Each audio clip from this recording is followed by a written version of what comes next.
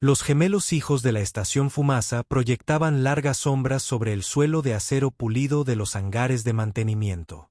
Su luz ámbar se filtraba a través del escudo atmosférico que separaba la bahía presurizada del vacío exterior. El hangar olía a fluido hidráulico, aire reciclado y al tenue olor a ozono que siempre persistía cerca de las soldadoras de plasma. Era un olor al que Telix se había acostumbrado durante los 3 años que había trabajado allí, limpiando la corrosión por carbono de los blindajes del casco de los cazas y reparando los daños causados por micrometeoritos por apenas los créditos suficientes para alimentar a su hija. En el suelo, cerca de la esclusa de aire principal, yacía hecho pedazos un pequeño juguete mecánico. Se trataba de un dron de vuelo estacionario, no más grande que un puño humano, ensamblado con piezas de desguace y pintado con brillantes colores primarios. Su unidad de propulsión estaba agrietada, su pequeño giroscopio giraba inútilmente sobre la cubierta y una de sus aletas estabilizadoras se había desprendido por completo.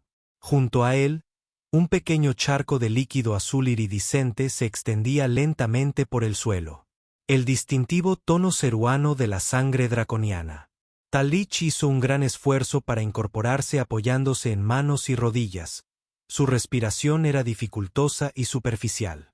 No era un ejemplar grande de su especie.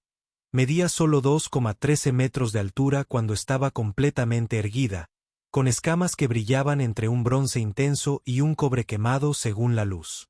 Sus alas se plegaban pegadas a su espalda para poder pasar por puertas de tamaño humano, temblando con el esfuerzo del movimiento. Uno de sus ojos ya se le estaba hinchando hasta cerrarse, y de una profunda herida en el hocico manaba sangre azul que ahora manchaba la cubierta. Su mono de trabajo, diseñado para acomodar sus piernas y cola de tamaño dedo, estaba rasgado en el hombro donde alguien había agarrado y retorcido la tela. A 1 metro de distancia, su hija Kever permanecía inmóvil, aferrada a lo que quedaba de su juguete contra su pequeño pecho. La niña tenía solo 5 años, a diferencia de su madre, era híbrida. Su padre humano había sido un transportista de carga que murió en una fuga en el reactor cuando Kever tenía apenas 2 años, dejando a Talry sola para criar a su hija en una estación que apenas toleraba a los draconianos y que miraba a los híbridos con aún más recelo. Kever tenía las escamas de bronce de su madre, pero eran más pequeñas, más delicadas, y solo le cubrían los antebrazos, la parte inferior de las piernas y zonas a lo largo de la columna vertebral. Su rostro era predominantemente humano, con los ojos oscuros de su padre y los pómulos afilados de su madre, pero pequeños brotes de cuernos sobresalían de sus sienes y sus orejas eran ligeramente puntiagudas. Tenía unas alas vestigiales demasiado pequeñas para haber podido volar jamás, que ahora temblaban contra su espalda bajo el mono de trabajo infantil de la estación. Las lágrimas corrían por su rostro mientras miraba a su madre, luego a las espaldas de los 3 hombres que se alejaban riendo mientras desaparecían por la salida más alejada hacia los pasillos interiores de la estación. «Mamá», susurró Kever, con la voz apenas audible por encima del zumbido ambiental de los sistemas de soporte vital del hangar. «Mamá, ¿estás bien?». Talrix quería decirle a su hija que todo estaría bien, que el dolor que irradiaba desde sus costillas donde la habían pateado no era nada, que la humillación de ser arrojada al suelo como basura no importaba. Quería mantenerse erguida y orgullosa y demostrarle a Kever que los draconianos no se doblegaban fácilmente. En cambio, solo pudo asentir débilmente con la cabeza mientras finalmente se incorporaba, apoyándose pesadamente contra una caja de carga. «Estoy bien, pequeña llama», dijo Talich, aunque su voz sonó ronca y no convenció a ninguna de las dos. «Ven aquí». Kea corrió hacia ella, aún aferrada a su juguete roto, y escondió el rostro en el pecho de su madre. Talry la abrazó, ignorando el agudo dolor en su costado, y la estrechó contra sí. Podía sentir el pequeño cuerpo de Kea temblando con sollozos silenciosos. La confrontación se había estado gestando durante semanas. Talry finalmente había descubierto que el supervisor de la estación, Brennick Bost, y sus 2 principales inquilinos de la izquierda, un jefe de mantenimiento afeminado llamado Gal Charon y un contable con cara de comadreja llamado Priden Saúl, le habían estado pagando sistemáticamente menos de lo que le correspondía. Se suponía que los créditos que ganaba por turnos de 18 horas reparando aviones de combate se basaban en tarifas por riesgo, pero de alguna manera sus pagos seguían siendo insuficientes. Cuando revisó las tablas públicas de empleo y las comparó con sus propios comprobantes de crédito, se dio cuenta de que le habían estado descontando casi el 40% de su salario durante meses, posiblemente años. Había cometido el error de la confrontó directamente allí mismo, en el hangar, durante el cambio de turno, cuando creía que otros trabajadores podrían estar presentes como testigos, pero Bost había sido astuto. Había programado la confrontación durante el breve lapso en que el hangar estaba vacío, cuando el turno de día ya se había marchado y el de noche aún no había llegado. Escuchó sus acusaciones con una sonrisa que nunca llegó a sus ojos. Y luego se rió. «Firmaste el contrato, dragona», dijo Bost, con la voz cargada de desprecio. «No es mi culpa que los de tu clase no sepan leer estándar correctamente. ¿Quieres más créditos? Aprende a trabajar más rápido». Cuando Talrix intentó discutir, intentó explicar que había leído el contrato con mucha atención y sabía exactamente cuál debía ser su salario, Aaron se adelantó y la empujó hacia atrás contra una pila de cajas de herramientas. Ella se recuperó, intentó mantener la compostura, pero entonces volvió a ver asomándose por detrás del tren de aterrizaje de un caza, donde la niña solía jugar mientras su madre trabajaba en el turno de noche. «Vaya, mira eso», se burló Zul. «¿Quién trajo a tu mocosa al trabajo hoy?» Kea corrió hacia ellos, agarrando su dron de juguete, y les gritó que dejaran en paz a su madre. Fue entonces cuando Aaron le arrebató el juguete de las manos, lo examinó con fingido interés y luego, con toda naturalidad, le arrancó la aleta estabilizadora antes de lanzarlo a la cubierta con tanta fuerza que rompió el motor. «La basura va al reciclaje», dijo con una sonrisa. Cuando Talrix se abalanzó sobre él, Bost la hizo tropezar, y entonces Aaron. Le dieron una patada en las costillas mientras estaba en el suelo. Todo duró apenas 30 segundos, y luego se marcharon, riendo aún, dejando a Talrix sangrando en la cubierta y a Kever aferrada a los restos del único juguete que su madre había podido comprarle. Ahora, mientras Talrix sostenía a su hija y sentía las lágrimas de la niña empapando su mono, se preguntó si debía rendirse. Podía solicitar un traslado a otra estación, aunque su reputación la perseguiría. Podía renunciar e intentar encontrar trabajo en otro lugar, aunque los empleos para draconianos eran escasos, y los de draconianos con hijos híbridos, casi inexistentes. O podía tragarse su orgullo, aceptar el salario reducido y esperar que algún día las cosas mejoraran. Pero entonces Kea se apartó un poco y miró a su madre con esos oscuros ojos humanos, ahora enrojecidos e hinchados de tanto llorar, y le hizo la pregunta que le rompió el corazón a Talri. «¿Por qué te hicieron daño, mamá? ¿Por qué rompieron mi juguete?» Talrix no tenía una buena respuesta. Podía explicar prejuicios, avaricia y la crueldad cotidiana que algunas personas infligían a quienes consideraban inferiores. Pero Kever tenía 5 años y aún no debía comprender esas cosas. Así que Talrix simplemente secó las lágrimas de las mejillas de su hija con un pulgar afilado y susurró: «Porque hay gente mala, pequeña llama, pero estaremos bien». Kea sorbió por la nariz y asintió, aunque no parecía convencida.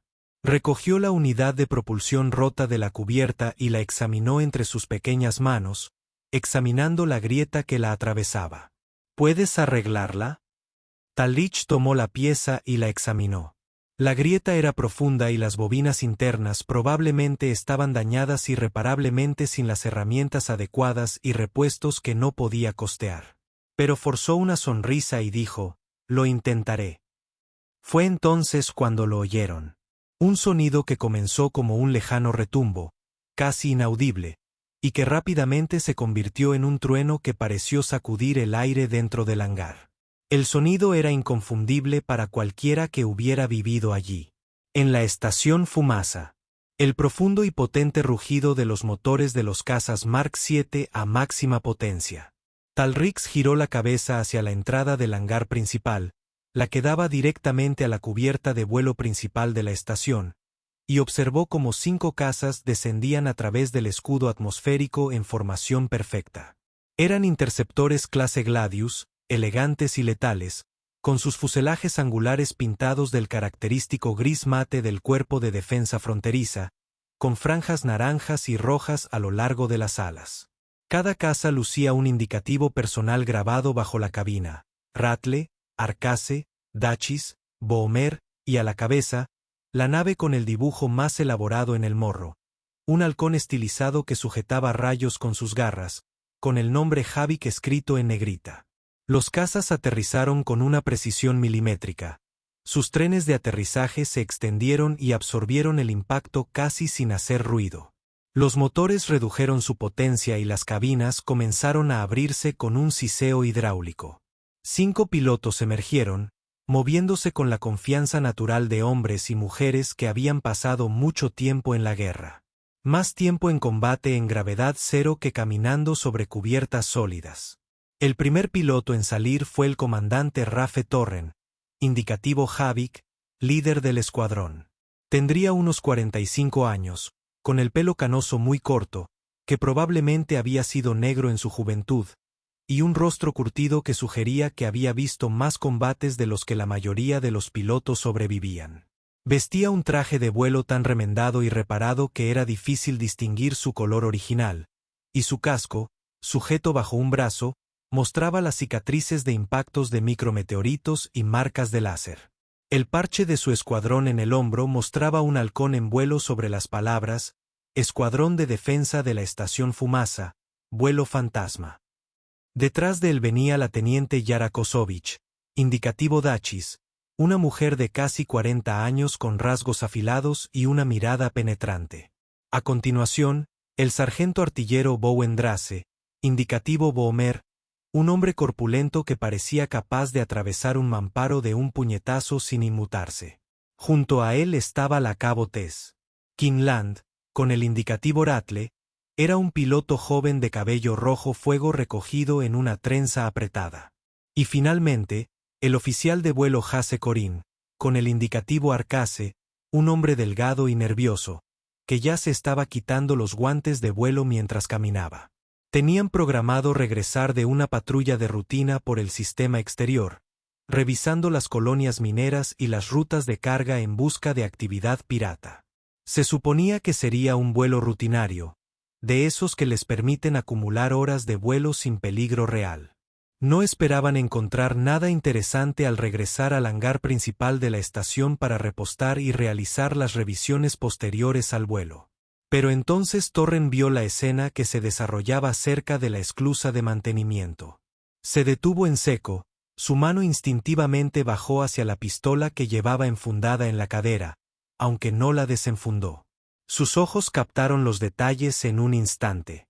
La mujer draconiana sentada en la cubierta, claramente herida, con su sangre azul manchando el suelo. El pequeño niño híbrido aferrado a los fragmentos de algo roto.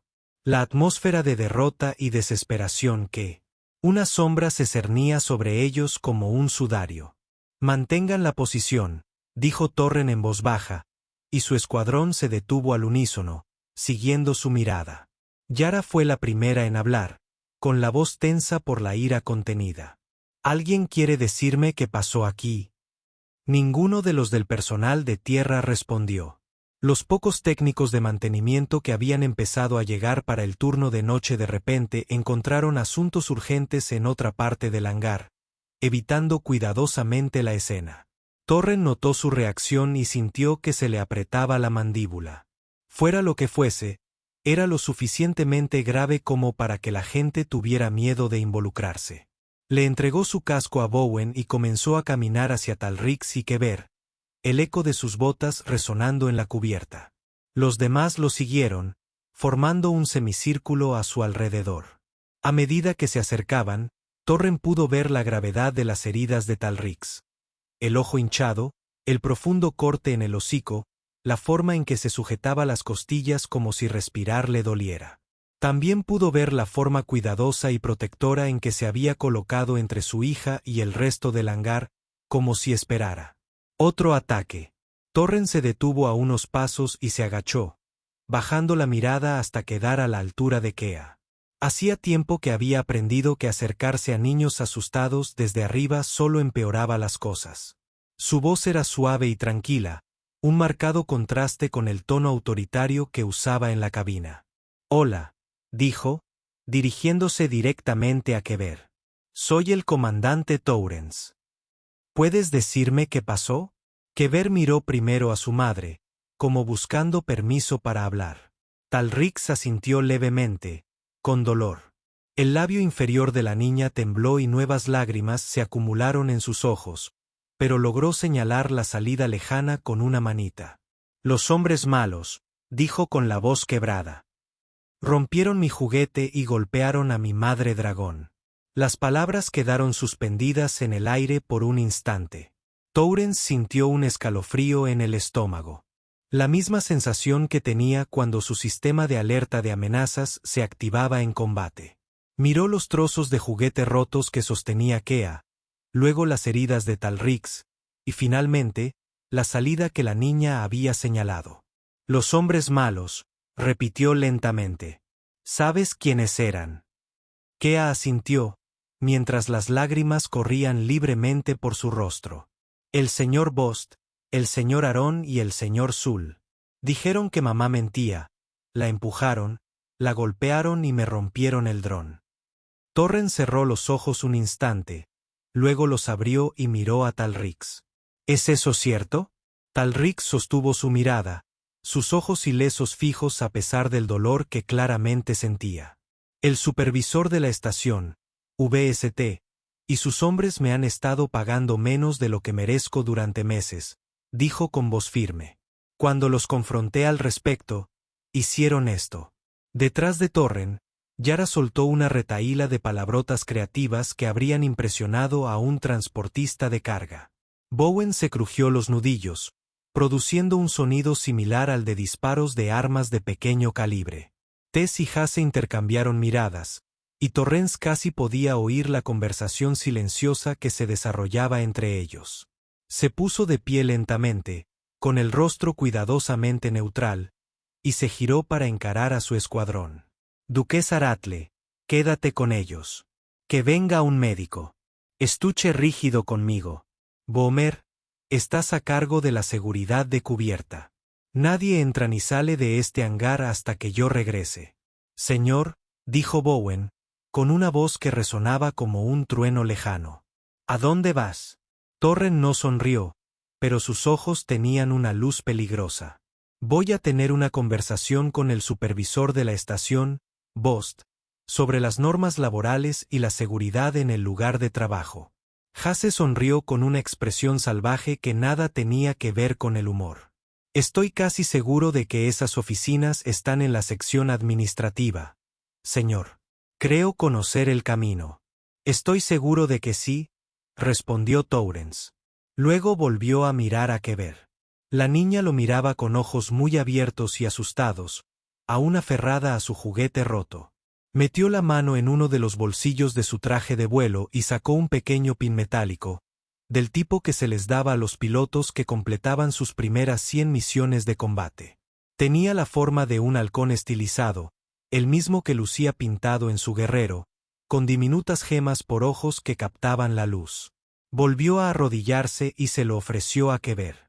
«Guárdalo, ¿de acuerdo? Volveré pronto a buscarlo».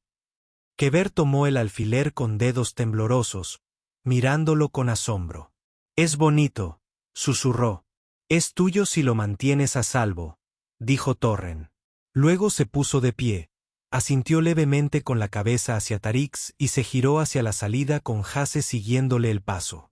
Mientras caminaban, la voz de Yara los llamó, aguda y llena de advertencia. «Comandante, haga lo que haga. Recuerde que aún tenemos que vivir en esta estación». Torren no se dio la vuelta. «Recuerdo que me devolvió la llamada. También recuerdo que somos nosotros quienes mantenemos esta estación a salvo de piratas y asaltantes. Creo que eso nos da cierto grado de influencia en lo que respecta al trato que reciben las personas por aquí». Desaparecieron por la salida, dejando a Bowen haciendo guardia cerca de los combatientes y a Yara y Tess yendo a ayudar a Talrix. Yara sacó un botiquín compacto de su traje de vuelo y se arrodilló junto a la mujer draconiana, examinando sus heridas con una falta de práctica. «Esto va a doler», advirtió Yara, sacando un regenerador dérmico y activándolo con un vino de tono agudo. «Tu estructura ósea es diferente a la de los humanos, así que no puedo prometerte que funcionará a la perfección, pero debería detener el sangrado y adormecer el dolor».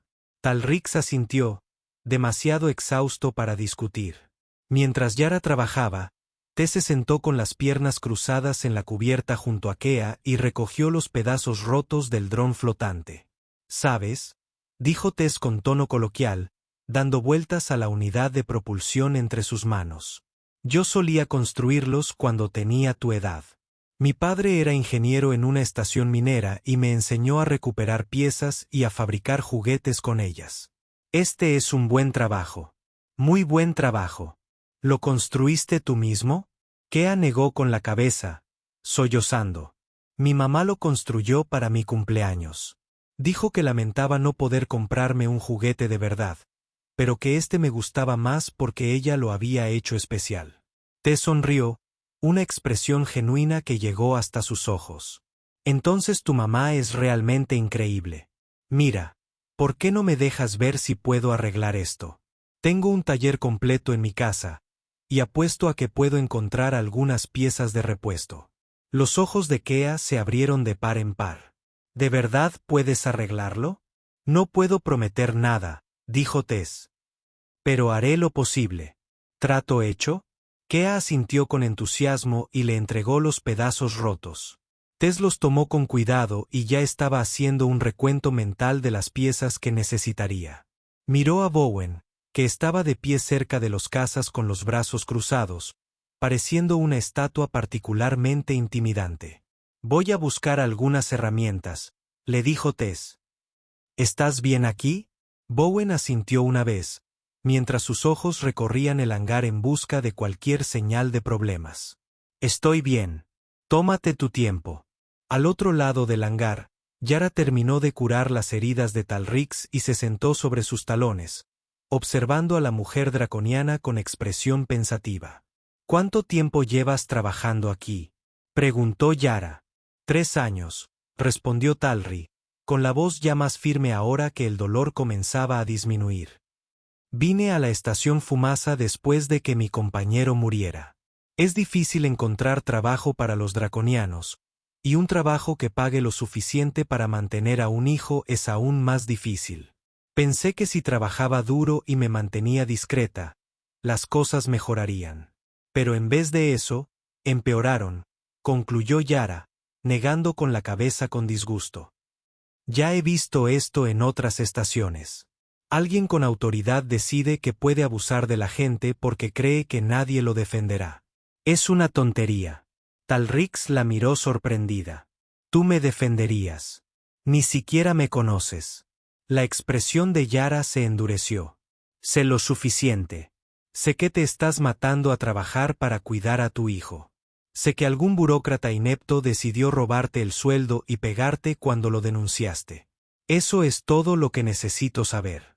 Hizo una pausa y añadió en voz más baja, «Y sé lo que es estar sola en una estación donde a nadie le importa si vives o mueres. Yo estuve ahí.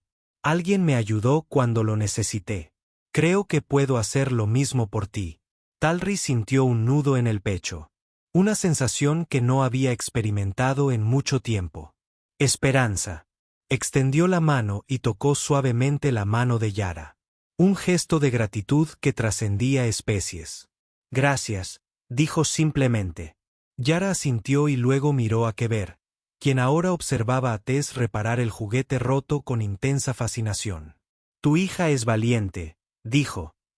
La mayoría de los niños habrían corrido a esconderse cuando las cosas se pusieron aterradoras. «Ella te defendió. Es igualita a su padre», dijo Talrich en voz baja. «Él también fue valiente. A veces, una valentía temeraria. Murió intentando salvar a su tripulación cuando el reactor alcanzó un estado crítico. Después me dijeron que podría haber llegado a la cápsula de escape si hubiera corrido inmediatamente, pero se quedó para ayudar a evacuar primero a los demás. Para cuando todos los demás estuvieron a salvo, ya era demasiado tarde para él. Parece un héroe, dijo Yara. Lo era, convino Torri. Y creo que estaría orgulloso de Kever, aunque nunca hubiera llegado a conocerla. Mientras tanto, al otro lado de la estación, en la sección administrativa, Torren y Hasese se abrían paso a través del laberinto de pasillos y oficinas que conformaban el corazón burocrático de la estación. Pasaron junto a secretarias y oficinistas que, al ver sus trajes de vuelo y parches de combate, rápidamente encontraron excusas para estar en otro lugar. La noticia corrió como la pólvora en la estación, y cuando llegó a las oficinas del supervisor de la estación, Bren Bost, la mitad del personal administrativo ya había evacuado la zona. Encontraron a Bost en su oficina, un espacio lujosamente amueblado con una ventana que daba al anillo de atraque principal de la estación. Estaba sentado detrás de un costoso escritorio importado, riéndose de algo en su terminal personal, con Aarón y Zul de pie cerca. Los tres hombres alzaron la vista cuando Torren y Hasese entraron sin llamar. ¿Puedo ayudarle?, Bast preguntó, dejando claro en su tono que la interrupción le resultaba molesta. Torren cerró la puerta tras de sí con un clic deliberado y se apoyó en ella, con los brazos cruzados. Hase se colocó cerca de la ventana, bloqueando casualmente la única otra salida de la habitación. Ninguno de los pilotos dijo nada durante un largo rato, simplemente se quedaron allí con expresiones que parecían esculpidas en piedra. La sonrisa de Bost se desvaneció. Te pregunté si podía ayudarte, repitió esta vez con más brusquedad. Te escuché la primera vez, dijo Torren, con voz coloquial. Solo intentaba averiguar por dónde empezar. Verán, venía del hangar de mantenimiento y encontré algo interesante. Una mujer draconiana y su hija, ambas bastante conmocionadas. La mujer había sido golpeada y el juguete de la niña estaba roto. Me dijeron que ustedes tres eran los responsables. Esperaba que se tratara de algún malentendido, dijo Vos con expresión severa. Esa dragona estaba robando en la estación, añadió con voz monótona. Cuando la confronté, se puso violenta. Me vi obligado a defenderme. Torren arqueó una ceja. Curioso, ella no lo cuenta así. Dice que le han estado pagando menos durante meses y que la atacaron cuando se quejó. La palabra de una dragona contra la mía, se burló Bost. Me pregunto a quién creerán las autoridades de la estación. Probablemente a usted, admitió Torren. Tiene razón. Pero aquí está la cuestión, señor Bost. Realmente no me importa lo que crean las autoridades de la estación. Me importa lo que vi. Y lo que vi fue a una mujer que había sido golpeada y un niño asustado al que le rompieron el juguete. Eso me preocupa. Aarón dio un paso al frente, con el rostro enrojecido por la ira. No puedes entrar aquí y amenazarnos, piloto. Tenemos derechos. Hase se rió. Un breve ladrido sin humor. ¿Derechos?, repitió. Qué gracioso. ¿Acaso esa mujer tenía derechos cuando la pateaste? ¿Tenía derechos el niño cuando le rompiste el juguete? Eso es diferente, dijo Saúl rápidamente. Solo son un dragón y un híbrido mestizo. No es lo mismo. No pudo terminar la frase. Torren se movió más rápido de lo que ninguno esperaba, cruzando el espacio entre la puerta y el escritorio en 3 zancadas e inclinándose hacia adelante con ambas manos apoyadas en la superficie pulida. Su rostro estaba a centímetros del de Bost. Y cuando habló, su voz era tranquila y absolutamente aterradora en su calma.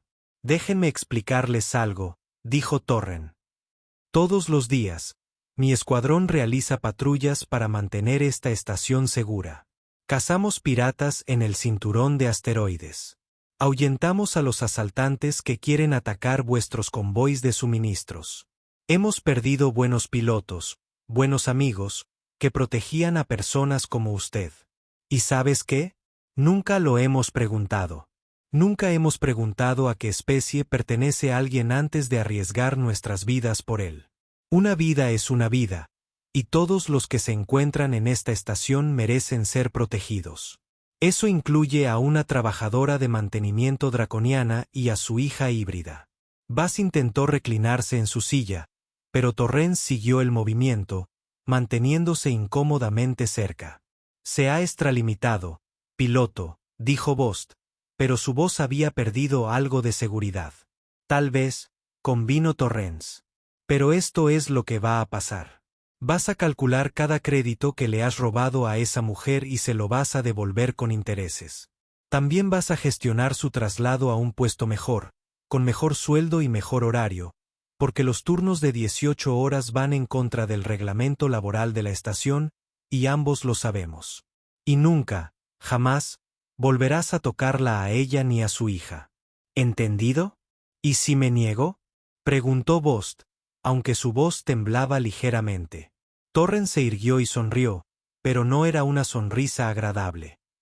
Entonces presentaré una queja formal ante el mando de la estación por infracciones de seguridad laboral, acoso y robo. Documentaré todo lo que vi en ese hangar y me aseguraré de que se envíen copias a todos los medios de comunicación del sector. Te haré famoso, señor Bost.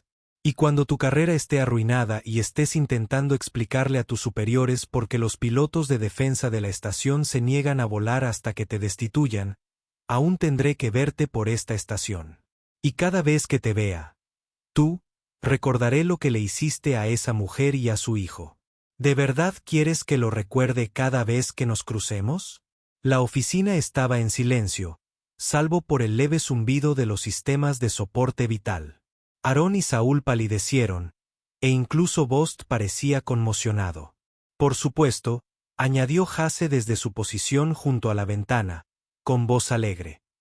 Si alguno de ustedes sufre algún percance en el futuro cercano, como que sus códigos de autorización se bloqueen misteriosamente, que sus aposentos personales sufran fallos repentinos de presión atmosférica o que la autoridad tributaria de la frontera audite sus cuentas bancarias. Bueno, sería una terrible mala suerte, ¿no? Completamente ajeno a esta conversación, por supuesto. Torren miró a Hasse con fingida severidad. Caso difícil. ¿Estás amenazando a estos caballeros? No, señor, respondió Hasse, sonriendo. Solo especulaba sobre la trágica imprevisibilidad de la vida en una estación espacial. Ya saben cómo es. Los equipos fallan todo el tiempo. Es una verdadera lástima cuando le sucede a personas específicas. Las manos de Bost se aferraban al borde de su escritorio. Tenía los nudillos blancos. Bien, dijo entre dientes. Le pagaré y gestionaré el traslado. Buena elección, dijo Torren. Metió la mano en su traje de vuelo y sacó una pequeña hoja de datos que arrojó sobre el escritorio. Ahí están todos los detalles de lo que se le debe, calculados según las tasas de riesgo correctas. Le pedí a Duquesa que hiciera los cálculos. Es muy buena en matemáticas. Espero ver los créditos transferidos a la cuenta de la trabajadora mañana al final de su turno. En cuanto al traslado, quiero la documentación en una semana que acredite su nuevo puesto. Algo cómodo, señor Bost. Quizás inspección de control de calidad. Un trabajo donde pueda trabajar en horario normal y pasar tiempo con su hija. ¿Entiende? Bost asintió con un movimiento brusco, sin atreverse a hablar. Excelente, dijo Torren. Se giró y caminó hacia la puerta. Luego se detuvo y miró hacia atrás. Ah, y una cosa más. Si descubro que ha intentado tomar represalias contra ella de alguna manera, si misteriosamente la trasladan a gestión de residuos o si su hija tiene problemas en la escuela o cualquier otra cosa que me haga pensar que todavía la está reteniendo. Si guardo rencor, volveré, y la próxima vez no seré tan educado. Salió de la oficina con Hasse siguiéndole de cerca, dejando a los tres hombres sentados en un silencio atónito. Mientras regresaban por los pasillos administrativos hacia el hangar, Hasse dejó escapar un silbido bajo. Eso fue intenso, dijo. ¿Crees que realmente lo cumplirá? ¿Lo hará?, respondió Torren. Hombres como VST son unos matones. Intimidan a la gente porque creen que pueden salirse con la suya. Pero en el momento en que alguien les planta cara con más fuerza, se rinden. Él sabe que si hacemos esto público, su carrera se acabará. Pagará lo que debe. Regresaron al hangar y descubrieron que la situación había evolucionado considerablemente durante su ausencia. Un equipo médico profesional había llegado y estaba atendiendo las heridas de Talrix con un equipo muy superior al botiquín de campaña que Yara había estado utilizando. Kea estaba sentada sobre una caja de carga vacía, balanceando las piernas y observando a Tess trabajar en el dron flotante con total fascinación. Bowen seguía de guardia, aunque se le habían unido varios otros pilotos de diferentes escuadrones que aparentemente se habían enterado de lo sucedido y decidieron mostrar solidaridad. La oficial de guardia de la estación, una mujer severa llamada Mayor Corinne Steele, también estaba presente junto con 2 miembros del personal de seguridad. Alzó la vista cuando Torren y Hasse entraron, con una expresión indescifrable. «Comandante Torren», dijo formalmente, «oí que hubo un incidente en este hangar hace un rato.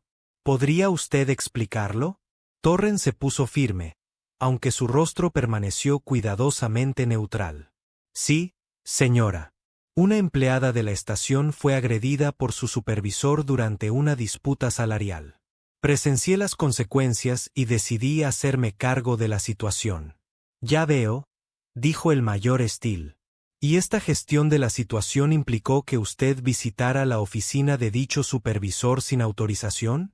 «Puede que sí, mamá», admitió Torren. «Aunque prefiero pensar que se trata de un ciudadano preocupado que informa a la dirección de la emisora sobre infracciones de seguridad en el lugar de trabajo».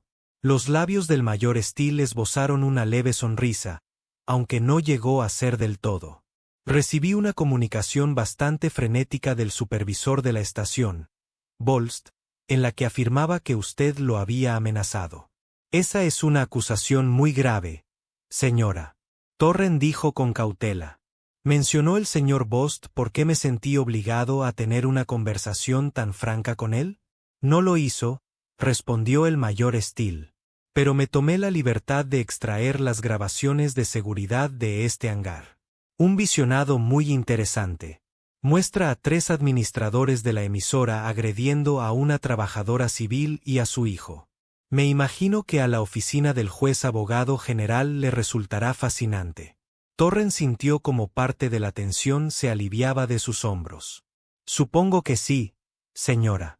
El comandante Steele se acercó al lugar donde Talrix estaba siendo atendida y miró a la mujer draconiana con algo que podría haber sido compasión. «Señora Talrix, le pido disculpas en nombre de la estación Fumasa por lo sucedido hoy. Les aseguro que este asunto será investigado a fondo y se tomarán las medidas oportunas». Talrix la miró, con sorpresa reflejada en su ojo ileso. «Gracias, comandante. No esperaba ninguna ayuda de la autoridad de la estación». «Deberías haberlo hecho», dijo el mayor Steele con firmeza. «Todos los trabajadores de esta estación tienen derecho a un trato justo y a la protección que les otorga la ley de Frontier Alliance. Eso los incluye a usted y a su hija». Hizo una pausa y añadió: «Entiendo que el comandante Torren ya ha gestionado la compensación y el traslado. Me aseguraré de que así sea y también recomendaré que el supervisor de la estación, Bost, y sus asociados se enfrenten a medidas disciplinarias, posiblemente cargos penales». Se volvió hacia Torren. «En cuanto a usted, comandante, si bien agradezco su iniciativa al proteger a un civil, en el futuro, por favor, siga los cauces adecuados al denunciar infracciones laborales». «Entendido, señora», dijo Torren, logrando disimular su enfado a pesar de la clara aprobación en los ojos del mayor Steele. «Bien», dijo ella. «Ahora, creo que tiene que completar el mantenimiento posterior al vuelo. Continúe». Se marchó con su equipo de seguridad, dejando a los pilotos y a sus invitados improvisados en la relativa privacidad del hangar. Yara se acercó a Torren y le ofreció una taza de café del dispensador de la sala de descanso. «Bien jugado, jefe», dijo en voz baja. «Bost cede como un saco de boxeo», confirmó Torren, dando un sorbo agradecido. Pagará y gestionará el traslado. Que el mayor Steel apareciera fue un buen extra. Es buena gente, convino Yara. Ella misma fue piloto en su día. Sabe cómo funcionan las cosas por aquí. Al otro lado del hangar, Tess lanzó un grito triunfal. Lo tengo que ver. Ven a ver esto. La niña bajó corriendo de su sitio y se acercó a donde Tess sostenía el dron, ahora completamente ensamblado y con una nueva y brillante unidad de propulsión. Tess accionó un interruptor y el dron cobró vida con un zumbido, elevándose suavemente y flotando a la altura de los ojos de Kever. Las aletas estabilizadoras se extendieron, el giroscopio giró con suavidad y unas pequeñas luces LED en sus bordes parpadearon con un alegre patrón de colores. «Funciona», chilló Kea, extendiendo la mano para tocar el dron con asombro. «Lo has dejado mejor que nuevo», dijo Tess con orgullo. «Lo he mejorado. Esa nueva unidad de propulsión es de un dron de reconocimiento Mark V, lo que significa que irá el doble de rápido y 3 veces más lejos, y le añadí esas luces porque pensé que un juguete debería serlo. Divertido de ver, no solo funcional». Kea abrazó a Tess con fuerza, casi derribándola. «Gracias. Gracias. Gracias». Tess rió y le devolvió el abrazo, luego la ayudó a ponerse de pie. «De nada, pequeña. Ahora, ¿por qué no vas a enseñárselo a tu mamá?» Kea corrió hacia Talrix, con el dron siguiéndola sobre su cabeza como una mascota obediente. Talrix observó la emoción de su hija con una expresión que era a partes iguales alegría e incredulidad. Y cuando Kever comenzó a explicar con entusiasmo todas las nuevas funciones del dron, Talrix la abrazó con fuerza, mientras nuevas lágrimas corrían por su hocico. Pero estas lágrimas eran diferentes a las que había derramado antes. Eran lágrimas de alivio, de gratitud, de la abrumadora comprensión de que tal vez, solo tal vez, las cosas iban a estar bien. Torren se acercó y se mantuvo a una distancia respetuosa hasta que Talrix lo notó y levantó la vista. Su voz estaba quebrada por la emoción cuando habló. «No sé cómo agradecerte, comandante. No tenías por qué ayudarnos», dijo Torrens con sencillez. Era lo correcto.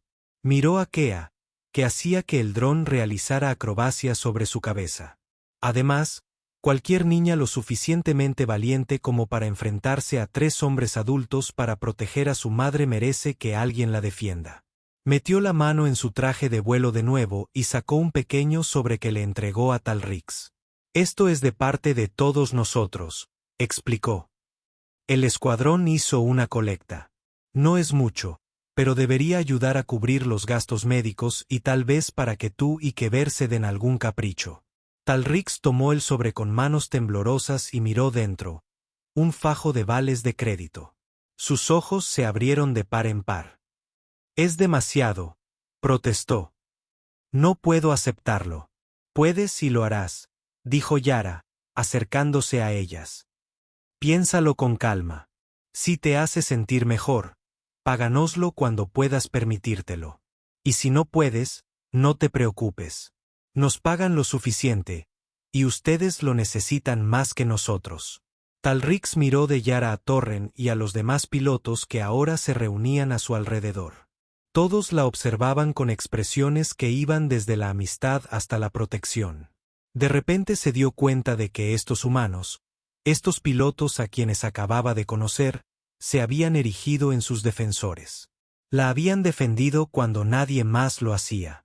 Habían arriesgado sus propios puestos para asegurarse de que recibiera un trato justo. Era más de lo que se había atrevido a esperar en mucho tiempo. «Les pagaré», prometió con voz firme, a pesar de las lágrimas que aún corrían por sus mejillas. «Cada crédito. Lo juro». «No es necesario», gruñó Bowen, tomando la palabra por primera vez. «Pero si insistes, tal vez puedas devolver el favor. Ayuda a quien lo necesite cuando puedas». Talri asintió, comprendiendo la sabiduría de sus palabras. «Lo haré», dijo. «Lo prometo». Kea tiró de la manga de su madre. «Mamá, ¿puedo quedarme con el prendedor del señor Torren?» Dijo que sí, si lo guardaba bien. Torren rió y se arrodilló para quedar a la altura de los ojos de Keber. Mira, dijo, quédate con ese prendedor y, cada vez que me veas a mí o a alguno de mis pilotos, muéstranoslo. De esa forma sabremos que eres un amigo, y los amigos se cuidan entre sí. ¿Trato hecho?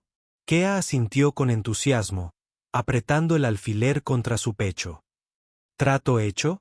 Bien, dijo Torren. Se puso de pie y miró a Talrix una vez más.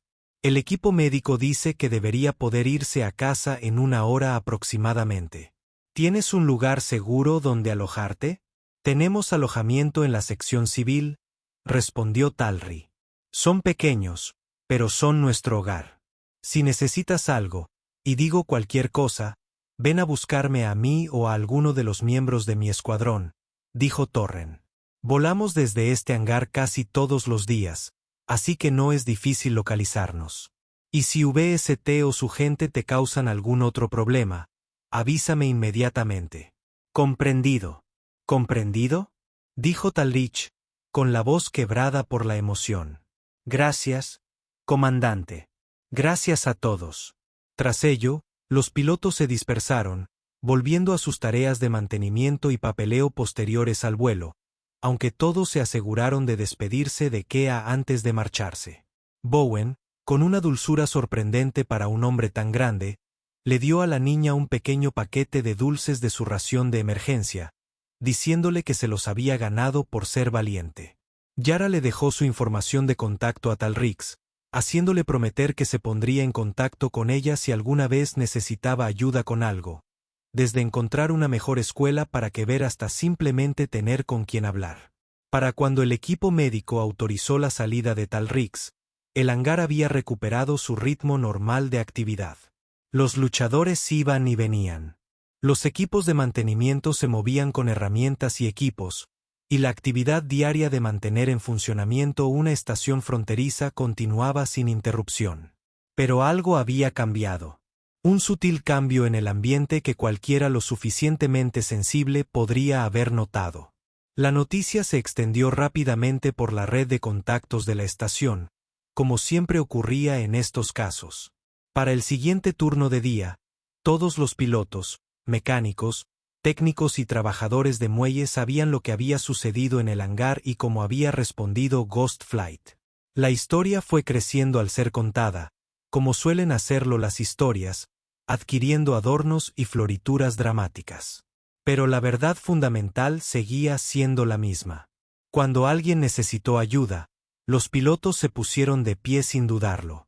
El supervisor de la estación, Brennick Bost, encontró su escritorio visiblemente vacío a la mañana siguiente cuando llegó al trabajo. Un mensaje de la comandancia de la estación le informó que sería suspendido administrativamente mientras se investigaban múltiples violaciones de la ley laboral, cargos de agresión y sospecha de malversación de fondos. Su contrato laboral estaba siendo revisado por la oficina del juez abogado general y su acceso a los fondos de la emisora había sido suspendido. Aarón y Saúl recibieron notificaciones similares. Ninguno de ellos volvió a ser visto en la estación de Fumasa después de esa semana. Para Talrix y Keber, la vida cambió en aspectos tanto grandes como pequeños. Los salarios atrasados y los intereses que Bost se había visto obligado a pagar significaron que, por primera vez en 3 años, Talri tenía suficiente dinero en su cuenta para respirar tranquila.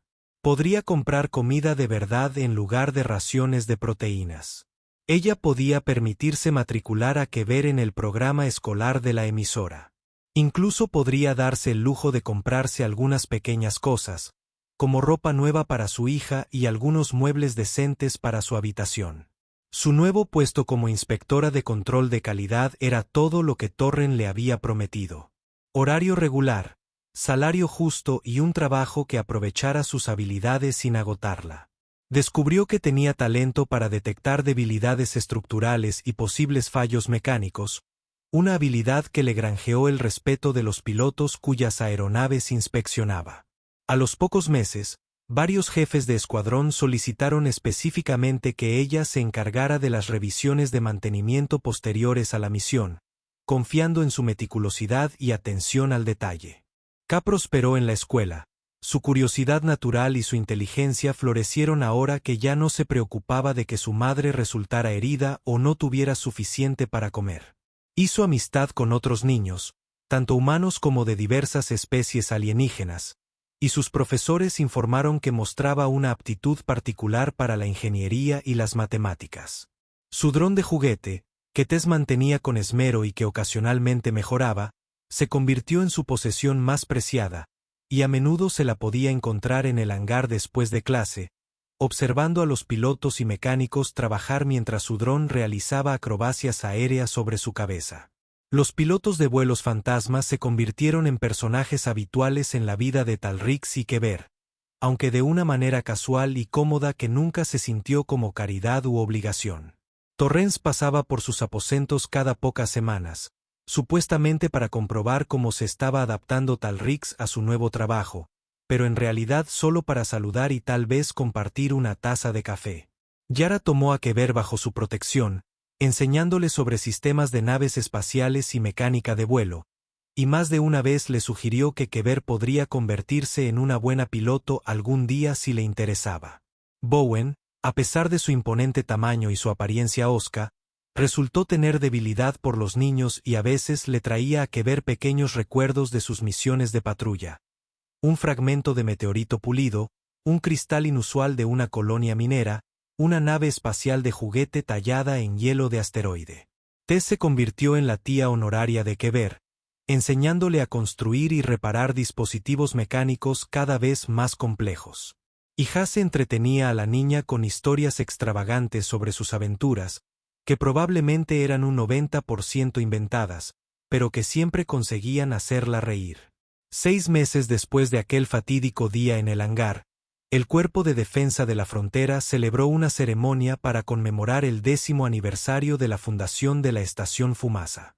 Fue un evento grandioso con discursos del mando de la base, formaciones aéreas de todos los escuadrones de caza del sector y una cena formal en el salón de actos principal.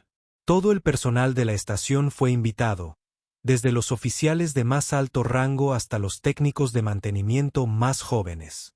Talry asistió con Kever, ambas luciendo ropa nueva comprada especialmente para la ocasión. Telix llevaba un mono formal azul marino que complementaba sus escamas bronceadas. Y Kever llevaba un vestido con alas bordadas en la espalda, un regalo de Tess que hacía que la niña se sintiera capaz de volar incluso sin alas funcionales. Durante la ceremonia, cuando los distintos escuadrones fueron llamados a recibir un reconocimiento por su servicio, el escuadrón fantasma se mantuvo firme mientras se leían en voz alta sus logros. Pero cuando llegó el momento de entregar los premios, Torren hizo algo inesperado. Dio un paso al frente y llamó a Talrix y Kever para que se unieran a ellos en el escenario. La definición de un héroe, dijo Torren, con la voz resonando entre la multitud, no es alguien que hace cosas extraordinarias. Es alguien que hace lo correcto cuando sería más fácil no hacer nada. Hace 6 meses, una trabajadora de esta estación fue tratada injustamente. Se defendió a pesar de saber que habría consecuencias.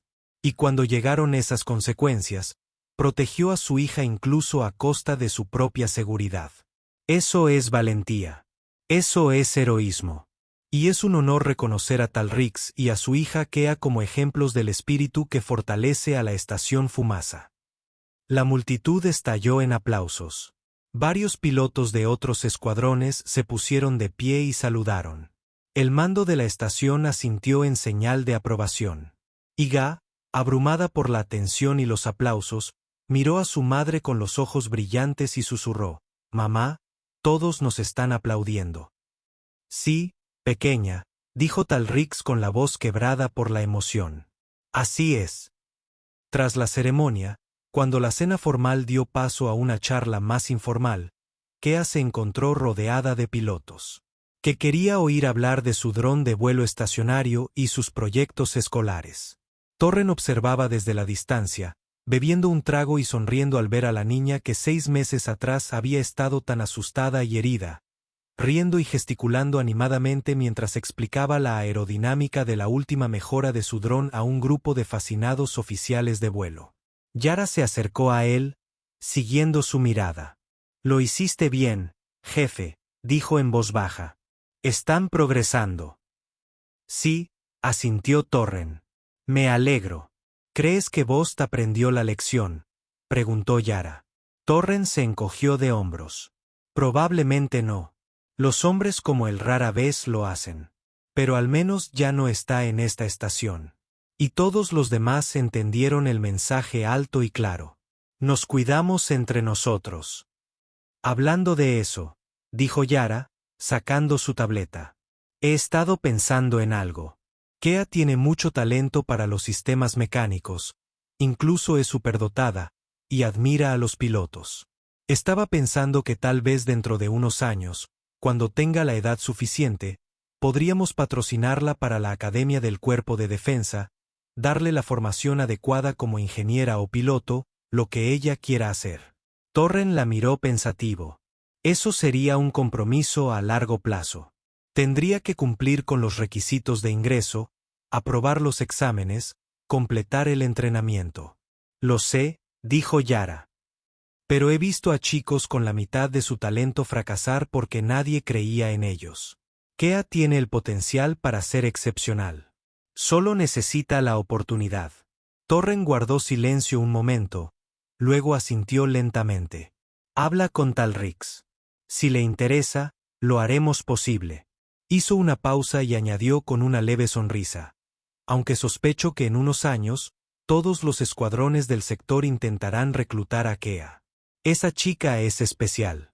Salió a su madre, dijo Yara. Cierto, convino Torren. Alzó su copa en un brindis silencioso hacia donde estaba Talrix, observando a su hija con una expresión de felicidad tan profunda que casi dolía verla. Talrix captó el gesto y alzó su propia copa en respuesta, murmurando las palabras «gracias» para sí misma. Torren asintió una vez en señal de agradecimiento. Luego se volvió hacia Yara. «Vamos», dijo. Creo que Bomer está a punto de contar aquella historia de cuando accidentalmente le disparó a su propia cabina y le hizo un agujero. Deberíamos detenerlo antes de que llegue a la parte que aún está clasificada. Se adentraron entre la multitud, dejando a Talrix y Kever disfrutar del momento. La fiesta continuó hasta bien entrada la noche artificial de la estación, con música, risas y esa camaradería que solo surge cuando las personas se tienen verdadera confianza y respeto. Y en algún lugar del hangar de mantenimiento, 5 interceptores clase Gladius permanecían inmóviles, con sus cascos relucientes bajo las luces de trabajo. En la nariz de cada uno, justo encima de los indicativos personales, lucía un nuevo emblema, un pequeño dragón de bronce con las alas extendidas, acunando a un niño híbrido entre sus garras. No era oficial, no formaba parte de ningún esquema de pintura reglamentario, pero todos los miembros del escuadrón fantasma lo llevaban con orgullo. Era un recordatorio para ellos y para cualquiera que lo necesitara de que los héroes vienen en todas las formas y tamaños. A veces visten trajes de vuelo y portan armas cortas. A veces están solos. Madres trabajando jornadas interminables para alimentar a sus hijos. Y a veces, niñas de 5 años con alas vestigiales y corazones lo suficientemente valientes como para enfrentarse a matones 3 veces más grandes que ellas. La galaxia era un lugar inmenso, lleno de peligros y oscuridad, y de gente capaz de herir a otros solo porque podía. Pero también estaba llena de personas que se plantaban y decían, «No, esto no es aceptable, y no voy a permitir que te salgas con la tuya». Personas que se adentraban en la tormenta cuando otros huían. Personas que comprendían que, a veces, lo más importante era estar ahí cuando alguien necesitaba ayuda. Mientras la fiesta llegaba a su fin y las familias comenzaban a regresar a sus aposentos, Kever caminaba entre su madre y el comandante Torren, con la mano firmemente entrelazada con la de cada uno. Su dron flotante la seguía por encima, proyectando coloridos patrones con sus luces LED en las paredes del pasillo. Hablaba con entusiasmo sobre un proyecto que quería construir, una combinación imposible de elevadores antigravedad y propulsores de maniobra que, según ella, le permitiría volar como los pilotos de verdad. Torren la escuchaba con genuino interés, haciendo de vez en cuando preguntas técnicas. hizo que Kea se detuviera a reflexionar sobre sus diseños. Terik los observaba a ambos con una satisfacción que jamás había esperado sentir, una calidez en el pecho que nada tenía que ver con su fisiología draconiana, sino con el simple hecho de que su hija estaba feliz, a salvo y soñando sueños imposibles. Al llegar a los aposentos de Talry, Torren se arrodilló por última vez a la altura de Kea y tocó el broche que aún estaba sujeto a su vestido, el halcón con rayos que le había regalado 6 meses atrás. «Lo has guardado bien», observó. «Lo prometí», dijo Kever solemnemente. «Los amigos se cuidan entre sí». «Así es», asintió Torren. Se puso de pie y miró a Talrix. «Gracias por venir esta noche. Para el escuadrón significó mucho tenerte allí. Para nosotros significaba muchísimo estar incluidos», respondió Tolix. «Comandante, aquel día en el hangar nos brindaste mucho más que ayuda. Nos diste esperanza. Nos demostraste que importábamos. Nunca lo olvidaré». Torren sonrió, una expresión genuina que suavizó sus rasgos curtidos. «Siempre fuiste importante», dijo en voz baja. «A veces, simplemente se necesita a las personas adecuadas para que te lo recuerden». Hizo un saludo informal. «Buenas noches, señoras. Intenta dormir un poco antes de que Kea empiece a construir ese artilugio volador». «No prometo nada», dijo Talrich riendo. Mientras Torren se alejaba por el pasillo, Kever tiró de la mano de su madre. «Mamá, ¿de verdad podemos construir mi máquina voladora?» Talry bajó la mirada hacia el rostro expectante de su hija y sintió algo feroz y protector inundar su corazón. Hace 6 meses, ella habría dicho que no. Habría intentado desalentar con delicadeza semejante sueño imposible porque sabía que no podían permitirse las piezas. Y no quería ver a Kea decepcionada. Pero ahora las cosas eran diferentes. «Sí, pequeña llama», dijo Talrich, abriendo la puerta e invitando a su hija a entrar. «Podemos intentarlo, e incluso si no funciona como lo imaginabas, aprenderemos algo al construirlo. Eso es lo que importa». Kea rodeó con sus brazos la cintura de su madre y la abrazó con fuerza. «Te quiero, mamá». «Yo también te quiero, Kev», susurró Talry, acariciando el pelo de su hija más que a todas las estrellas del cielo. Más tarde esa noche, después de que Kever finalmente se hubiera convencido de irse a la cama y estuviera durmiendo plácidamente con su dron flotante flotando suavemente sobre su almohada, Talrix se paró en el ventanal de su pequeña sala de estar y miró las estrellas. Los gemelos del sistema Fumasa estaban ocultos tras el grueso de la estación, dejando la ventana panorámica llena de la vasta oscuridad del espacio y las lejanas luces puntiformes de otros mundos. Pensó en cuánto había cambiado todo desde aquel terrible día en el hangar. Pensó en los pilotos que habían intervenido cuando nadie más lo hacía, que habían visto la injusticia y habían decidido actuar. Pensó en la risa y los sueños de Kea, y en el hecho de que su hija ahora podía imaginar un futuro más allá de simplemente sobrevivir día a día. Y pensó en el hombre que lo había empezado todo, el comandante del escuadrón con el rostro curtido y los ojos amables que se había arrodillado para encontrarse con una niña asustada a su misma altura y le había prometido que las cosas mejorarían. Él había cumplido su promesa. Talrix apoyó una mano con garras contra la mirilla, sintiendo la leve vibración de los sistemas de soporte vital de la estación a través del material transparente. Al día siguiente iría a trabajar, inspeccionaría los aviones de combate y se aseguraría de que fueran seguros para volar. Kea iría a la escuela, aprendería, crecería y haría amigos. Y en algún lugar del hangar, 5 pilotos se subirían a sus casas y volarían hacia la oscuridad para proteger a todos en esta estación, sin importar su especie, estatus o cualquier otra cosa. Fue una buena vida. No es perfecto, pero está bien. Y mejoraba cada día. «Gracias», susurró Telri a las estrellas. A los pilotos que no pudieron oírla, al universo que por fin les había dado a ella y a su hija una oportunidad. «Gracias por no haber perdido la fe en nosotros». Sí, las estrellas no respondieron, pero no hacía falta. Algunas verdades eran evidentes por sí mismas, escritas en el simple hecho de que la bondad existía en un universo que a menudo parecía cruel, que los héroes podían aparecer cuando menos te lo esperabas, cabalgando no en caballos blancos, sino en aviones de combate con indicativos personales y parches de escuadrón. Que a veces lo más importante que podías hacer era simplemente presentarte y decir, esto está mal y voy a arreglarlo, y eso era suficiente. En el hangar, el comandante Rafe Torren, con nombre en clave Havik, estaba sentado en la cabina de su casa realizando diagnósticos posteriores al vuelo y rellenando el interminable papeleo que conllevaba el mando del escuadrón. Su casco estaba sobre la consola a su lado y a través de la cúpula podía ver al resto de los miembros del vuelo fantasma dispersos por la bahía. Cada piloto absorto en sus propias tareas de mantenimiento. Sonó una alerta de mensaje en su unidad de comunicación personal. Lo sacó y vio que era del mayor Steele, del puesto de mando de la estación.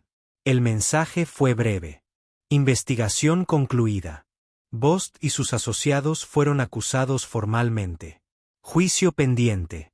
Bien hecho. Torren sonrió y guardó el comunicador en su traje de vuelo. Se había hecho justicia de forma correcta y oficial, pero eso no era lo que más le importaba.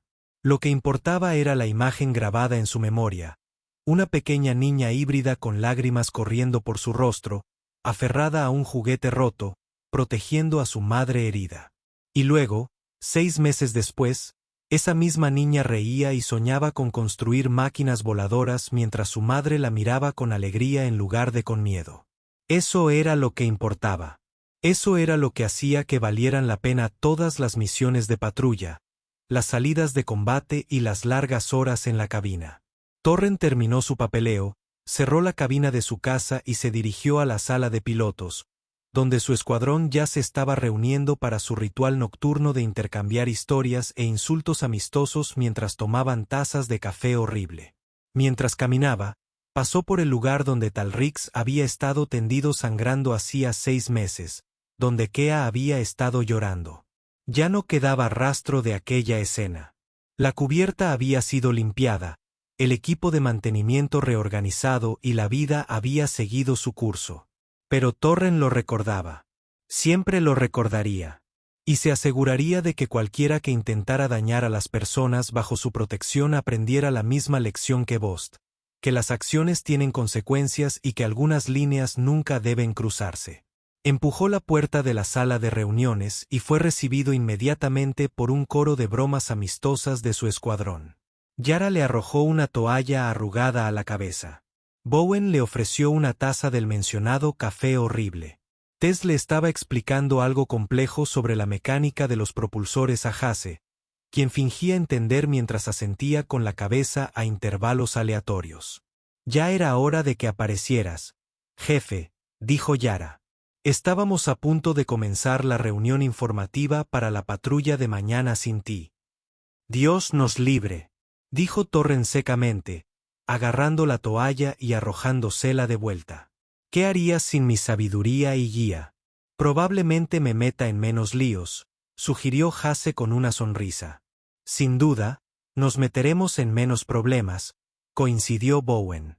Torren rió y se acomodó en su silla, aceptando el café de Bowen, a pesar de saber que tendría sabor a desengrasante de motores. Miró a su alrededor, a su escuadrón, a esas personas que se habían convertido en algo más que simples pilotos bajo su mando. Eran familia. Eran personas que volarían hasta el mismísimo infierno si él se lo pidiera, y que confiaban en que él nunca se lo pediría a menos que fuera absolutamente necesario. También eran personas que habían visto a una mujer y a un niño en apuros y no habían dudado ni un segundo en ayudarles. Muy bien, dijo Torren, mostrando la ruta de patrulla en la pantalla de información. Hablemos del mañana. Los informes de inteligencia sugieren una posible actividad pirata cerca de las colonias mineras en el sector 7. Vamos a rastrear la región y recordar a cualquiera con malas intenciones que este es nuestro espacio y no toleramos a los alborotadores. La reunión informativa se prolongó hasta bien entrada la noche artificial, como siempre ocurría en estos casos. Se elaboraron planes, se discutieron posibles contingencias y se asignaron roles. Pero a lo largo de todo ello, Subyacía una corriente subterránea de camaradería y confianza que iba más allá de la mera competencia profesional. Eran vuelos fantasma. Protegieron la estación y a todos los que estaban en ella, y no se rindieron con la gente, incluso cuando el universo parecía empeñado en aniquilar a esas personas, especialmente entonces, porque eso era lo que hacían los héroes. Y en algún lugar de los aposentos civiles, una niña dragón híbrida soñaba con volar entre las estrellas mientras su madre la vigilaba y sabía con absoluta certeza que todo era posible siempre y cuando tuvieras gente que creyera en ti. La historia podría haber terminado ahí, con justicia, vidas reconstruidas y esperanza restaurada. Pero la vida en una estación fronteriza nunca fue tan sencilla. Siempre surgían nuevos desafíos, nuevos peligros, nuevas oportunidades tanto para el heroísmo como para el villano. 3 meses después de la ceremonia, en una mañana cualquiera, cuando Talrix estaba realizando inspecciones previas al vuelo en un carguero recién llegado, las sirenas de alerta de la estación comenzaron a sonar. Luces rojas parpadearon por todo el hangar y una voz automatizada hizo un anuncio. Atención a todo el personal. Se han detectado embarcaciones no identificadas en el vector de aproximación. Todos los escuadrones de defensa se presentan en sus estaciones. Esto no es un simulacro. Talrix sintió que la sangre se le helaba. Los ataques piratas eran raros tan adentro del territorio de la Alianza, pero sí ocurrían. Y cuando lo hicieran, las consecuencias podrían ser catastróficas para una estación del tamaño de Fumasa. Within seconds, the hangar exploded into controlled chaos as pilots sprinted for their fighters and ground crews rushed to prep launch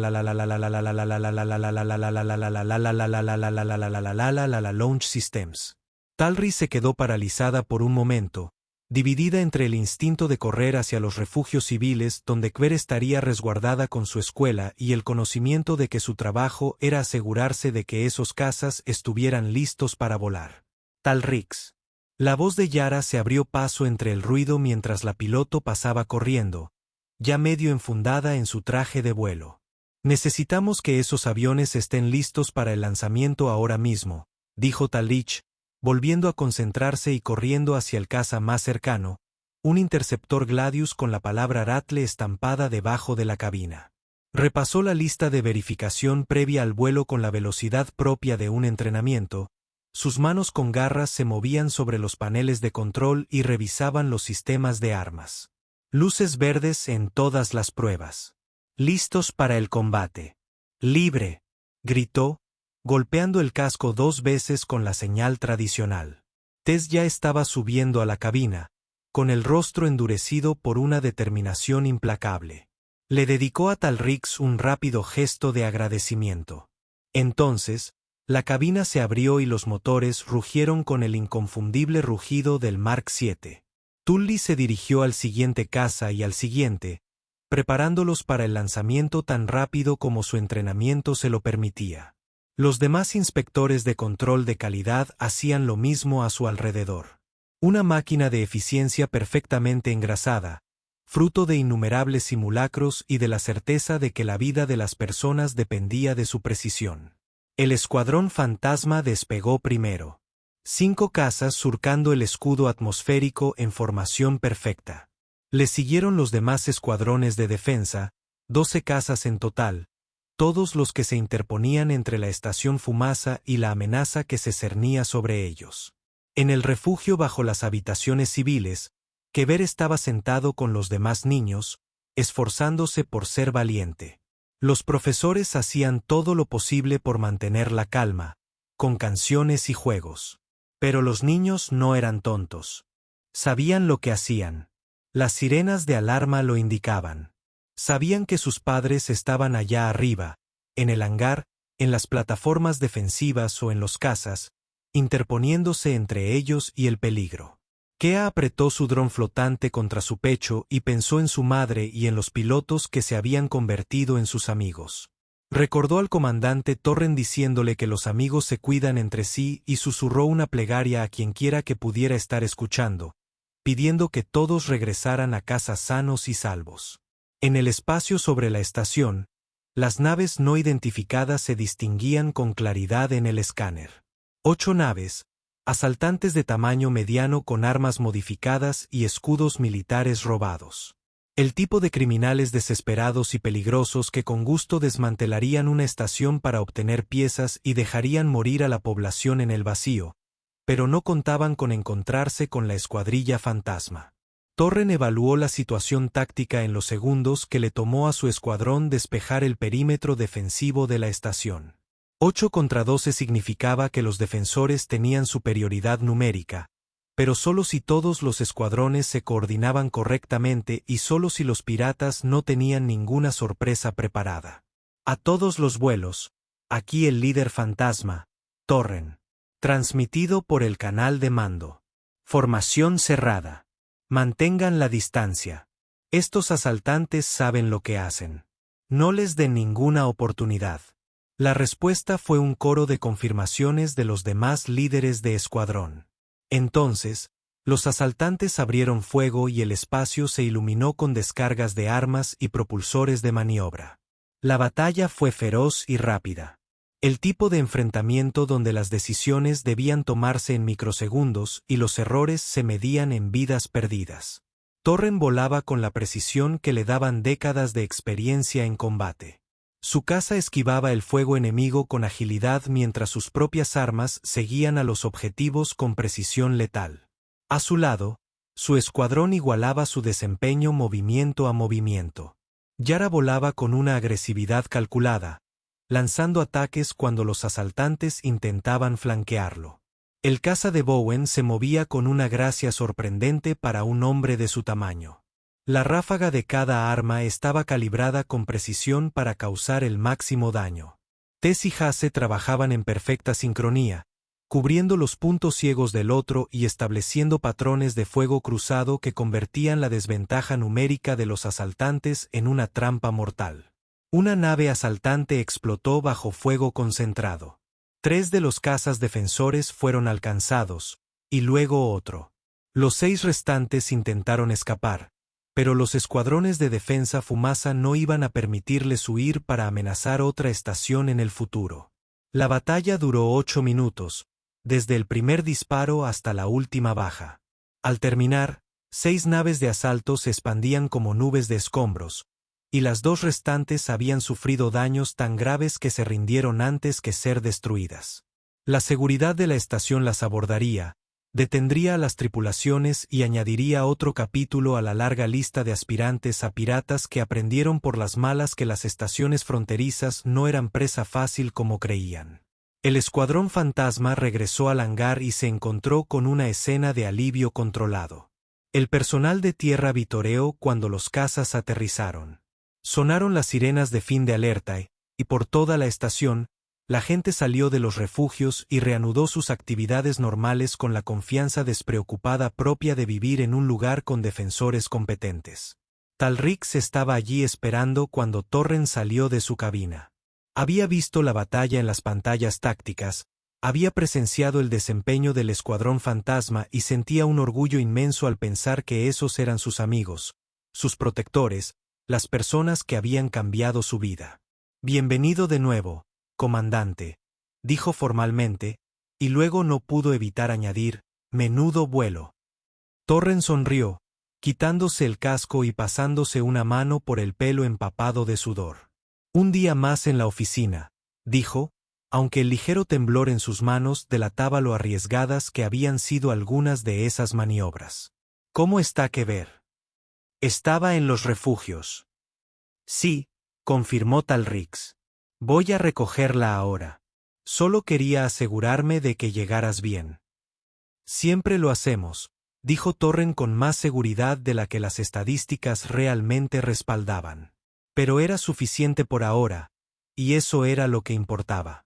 Mientras Talrix se apresuraba a recoger a su hija, Yara se acercó y se puso al lado de Torren.